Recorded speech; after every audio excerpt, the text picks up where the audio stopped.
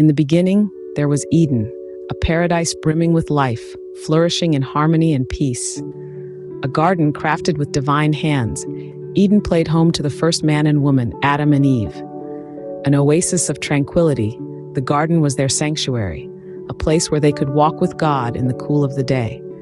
Underneath the canopy of Eden's lush foliage, the tree of the knowledge of good and evil stood tall and majestic. God had entrusted Adam and Eve with everything in the garden except for one thing.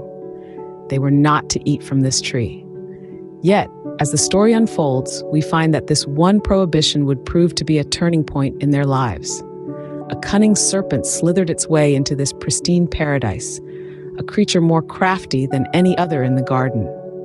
The serpent approached Eve with a deceptively simple question. Did God really say, "You must not eat from any tree in the garden"? A question that sowed the seeds of doubt and curiosity in Eve's mind.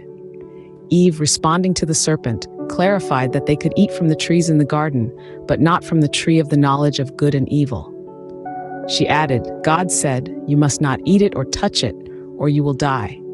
But the serpent, with its beguiling charm, contradicted, "You will not surely die," and insinuated that God was merely withholding something desirable, something that could make them like God himself, knowing good and evil. The fruit of the tree, once forbidden, now seemed pleasing to the eye, desirable for gaining wisdom. In a moment of temptation, Eve took some of the fruit and ate it.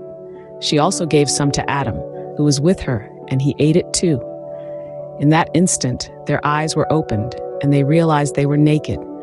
So they sewed fig leaves together and made coverings for themselves. From a place of divine fellowship, they had fallen to a state of fear and shame.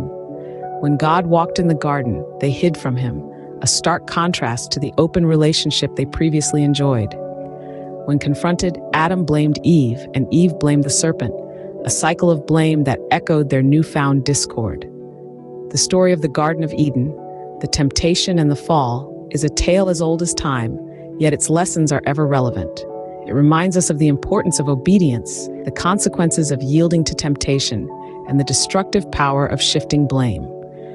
But perhaps most importantly, it underscores the profound truth that even in our failures, God's love and grace remain, offering hope for redemption and restoration. In the end, our journey may not be in the Garden of Eden, but the lessons learned from its first inhabitants continue to guide us as we navigate the gardens of our own lives.